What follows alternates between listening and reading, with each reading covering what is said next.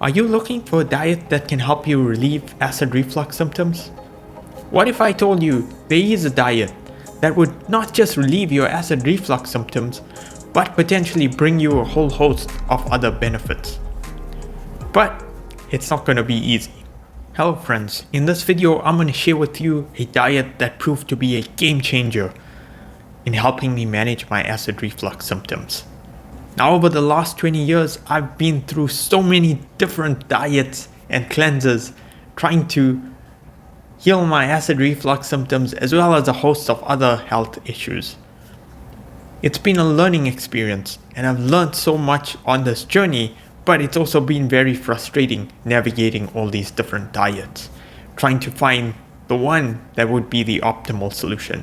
Unfortunately, some of these diets were so deceptive that they ended up turning around and kicking me in the ass because of all the host of issues that they brought thereafter. Ultimately, I think we need to keep on using a trial and error approach to see what really resonates with us, but to try and take inspiration from where we can get it, to incorporate a lot of these practices that can hopefully take us further on this journey to healing. If you found yourself going down this rabbit hole, then you know there are malicious forces that are intent on keeping us in poor health, that are draining us physically, emotionally, and financially. So I invite you to subscribe to my channel and join me on this journey, navigating mind, body, and soul wellness. Because together we can inspire a more vibrant, healthy, and conscious society. So before I get started, I just want to mention none of what I'm going to share with you is considered medical advice. This is for informational purposes only. So let's get right into it.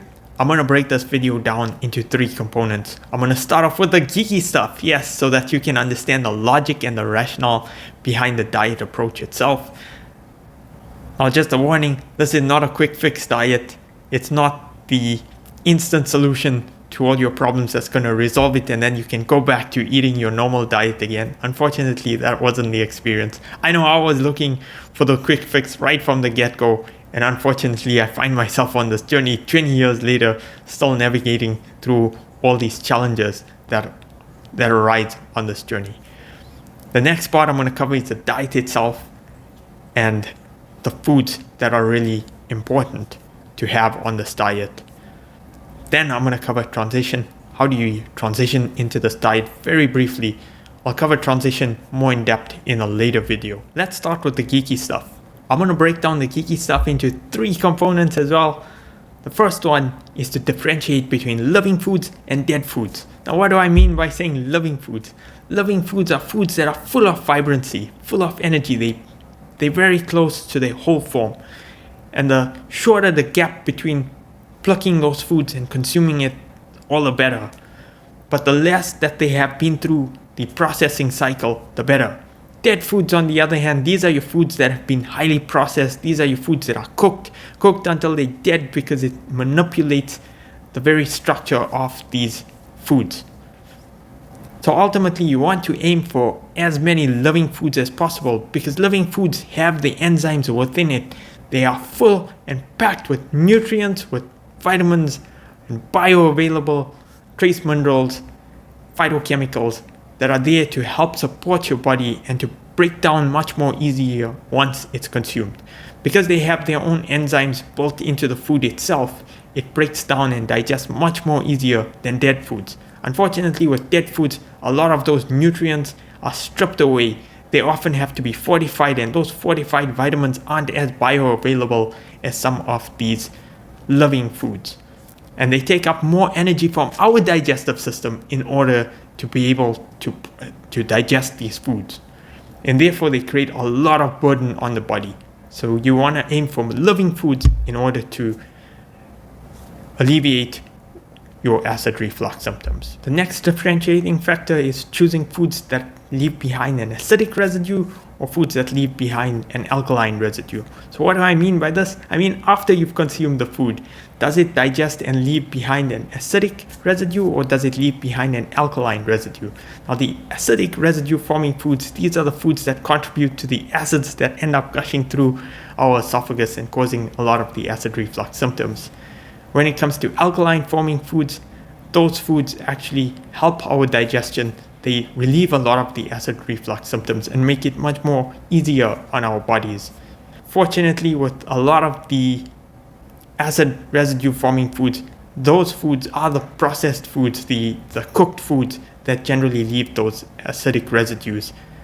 A lot of the living foods generally tend to be alkaline residue forming foods and are generally better for managing acid reflux symptoms. But it is going to take a bit of trial and error because there will be those few foods that are a bit more nuanced that might give you an acid reflux symptom. But through trial and error, hopefully you can find those foods and eliminate those items from your diet. The third and final item from the geeky stuff is to try and choose foods that are least complex. So you want to aim for those simple foods. Foods that are complex, meaning complex carbohydrates, proteins, as well as fats. Those are generally more burdensome on the digestion. If you're eating proteins and fats, it often takes a lot of digestive energies to be able to break down those foods. You want to understand the spiritual component of food as well, because this is going to help in terms of understanding what digests and assimilates very easily within our bodies. Once again, it's often the living foods that tend to have a very simple structure. So you ultimately want to aim for simple carbohydrates as close as possible to nature. They will generally have sufficient amounts of protein and fat within them, but as close as possible to nature generally tends to work well because they have the enzyme content as well as all those nutrients within the food itself. So the simpler the food, the least complex, the better. Sometimes a lot of these complicated proteins and fats tend to be very, very intense on our digestive system in order to break it down, especially if we at the very advanced stages where our digestion is really weak and it needs a lot of energy because it's so toxic within that environment to be able to break those foods. So you want to supply nutrients in the simplest form possible. The simpler, the better. And oftentimes that is why sometimes when you take a lot of the digestive processing away from the body, so through things like juicing and steaming certain foods, it helps to increase the digestive ability of those foods and the nutrient absorption. And those are the three items from the geeky stuff that would hopefully help to contextualize a lot of the diet that I'm about to share with you. If any of what I've mentioned so far resonates with you, drop it down in the comment section below. I'm interested to hear what your thoughts are. What is your approach? Have there been any of those revelations that have come across for you? Let's get into the part that you've all been waiting for. That is the diet itself. What is the diet that's going to help you relieve a lot of the acid reflux symptoms? Now I want you to think about diet from a spiritual perspective as well, because food is essentially energy, but it's also being broken down and it's becoming part of you. So there is a huge spiritual component to food as well. We need to take this into consideration when you consider diet as well as what is essentially working, because it is a huge shift and for some it's going to be a huge challenge, and that is why I think transition is very important for some of you. So let's get into the diet itself. What are these foods that you should be consuming? There are two main components of this diet. There's the raw vegan component and then there's steamed foods component. And these are the essential elements to the diet that are most helpful in terms of eliminating a lot of the acid reflux symptoms. Now I'm going to break it down and explain to you why the raw vegan diet, and hopefully a lot of what I've explained in part one with the geeky stuff will help to contextualize and help you connect a lot of the dots for why I'm suggesting this diet as opposed to other types of foods. So when we talk about raw vegan diet, the fact that it's raw means that a lot of the enzymes and the vibrancy is still intact. So these are your living foods, and that is what helps a lot with the facilitate the digestive process. Now why am I suggesting vegan foods? I'm suggesting vegan foods because vegan foods are generally your least complex types of foods.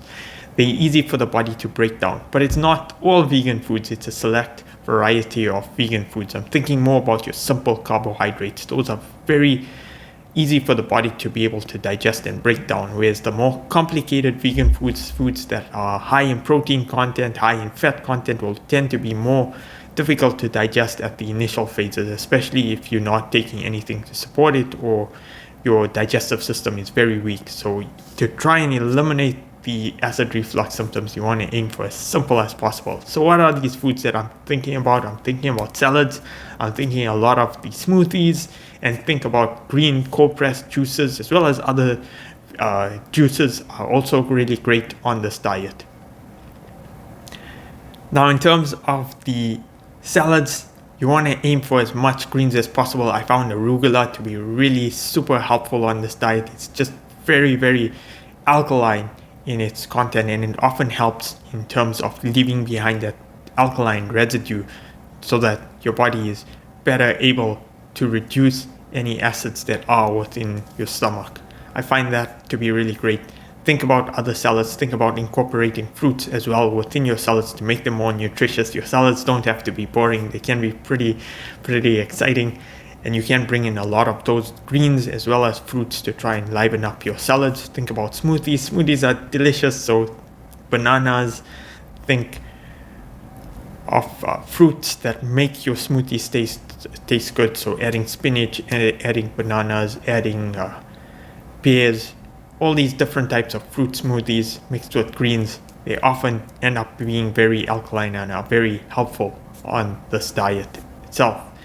The other thing you want to include is green juices, a lot of green juices, because greens are very alkaline. So when you're juicing, cold pressed juicing, it's not only fruit juices, which tend to be very sweet and astringent and helpful, but you want to incorporate a lot of the green juices as well, because those are going to be really helpful.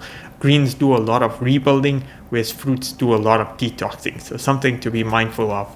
I know this can sound challenging, but you want to try and avoid those complex carbs. So if you are following the raw vegan diet, I know it's more restrictive than the conventional raw vegan diet because you are avoiding a lot of the fats and a lot of the complex proteins. So think about beans, think about legumes, all those generally are going to be very hard to digest. And I know I was a very much so a lover of things like chickpeas. In Indian cuisine, we have this thing called chana masala. It's almost like a staple in Indian cuisine. And a lot of our savory snacks are also made out of chickpeas. So I had to give up a lot of those in order to go on this healing journey and try and recover from this. So those types of foods, generally try and avoid them at the start. As you're healing and you find your digestive system is becoming more and more robust, you can start incorporating and slowly bringing in some of these more complex vegan foods and see how you manage with those. On the next side, we have the steam foods. Now, steam foods are generally also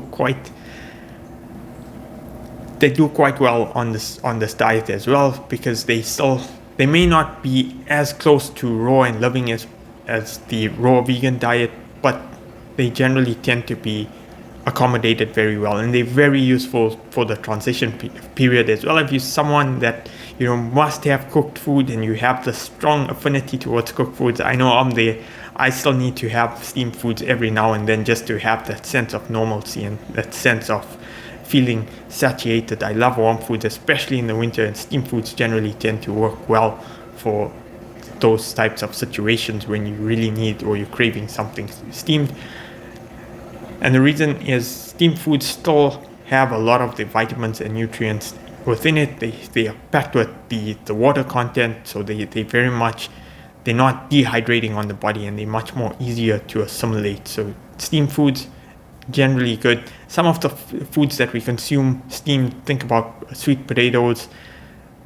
If you're someone that doesn't like raw Brussels sprouts, those do also very well steamed. Asparagus does well steamed as well. So all these foods that are challenging to consume raw, you can often steam them and consume those steamed foods that will hopefully help in terms of this healing journey without making it too onerous, because I recognize that the raw vegan component is restricted further than what generally a normal person who's following a raw vegan diet would consume. So there you go, that's the diet. Those are main components of the diet. So both of them, you're trying to think of simple carbohydrates as possible. I know it's challenging. I love my Indian foods, as I mentioned in my previous videos, and giving up a lot of the naan, the rotis, the paneer curries, and all those very vibrant, delicious meals. It is a challenge. It's not easy. It takes a transition period in order to get there. But that is why transition is also so important. And so I'm going to cover very briefly the transition element to this diet. If any of what I mentioned with the diet resonates with you, drop it down in the comment section below. Let me know what your experience has been like. Do you have any questions? Do you have any thoughts on the diet? Does it resonate with you? Doesn't it resonate with you? I'd love to hear from you, so put it down in the comment section. Let's talk about transition. Now I'm going to cover transition very briefly. I'll do a way more in-depth video about transition at a later stage. But for now, let's talk transition. Ultimately, you want to aim for an 80% raw vegan diet, 20% steamed foods. That type of diet will be probably the most helpful in terms of the healing journey. If you can go to 100% raw vegan, all the better, although I do find certain foods as steamed tends to make it much more manageable. Now don't be so hard on yourself.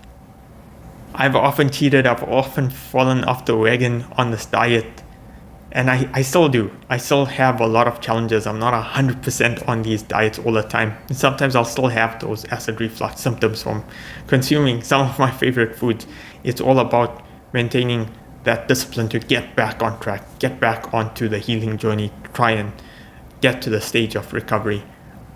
It's not easy. I know it's a very restrictive diet. For some of you who have been on a very conventional standard American diet, it's even worse because it's foods that are totally different. It's not going to be easy, and you may need a lot of help transitioning. You may need to take it very slow and very easy on yourself and slowly bring in these changes. You're going to need to change your microbiome to adapt to these types of new foods that you're consuming.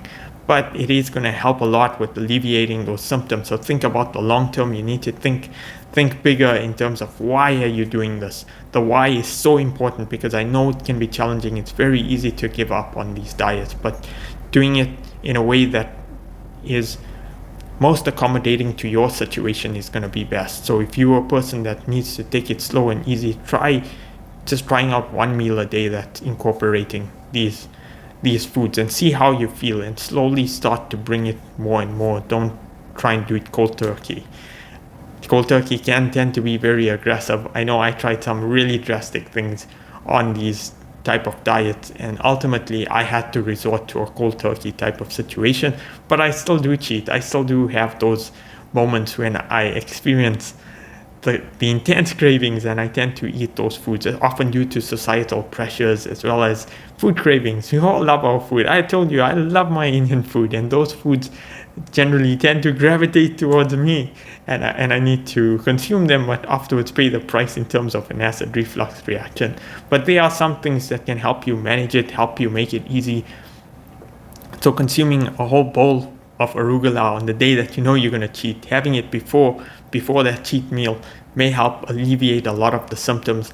The other thing you could do is make sure to have celery juice, and you can check out my celery juicing video to give you a boost to your digestive system and help you break down a lot of the foods. And you can watch that video because that video goes into a lot of detail. So thank you so much for staying right until the end. I appreciate you for taking your health seriously and taking responsibility for your own health. In my next video, I'm going to deep dive into the foods that you absolutely must avoid, as well as some of the other foods that you should generally try and avoid as much as possible in order to facilitate your healing journey. So thanks so much for watching this video. I hope to see you in my next video.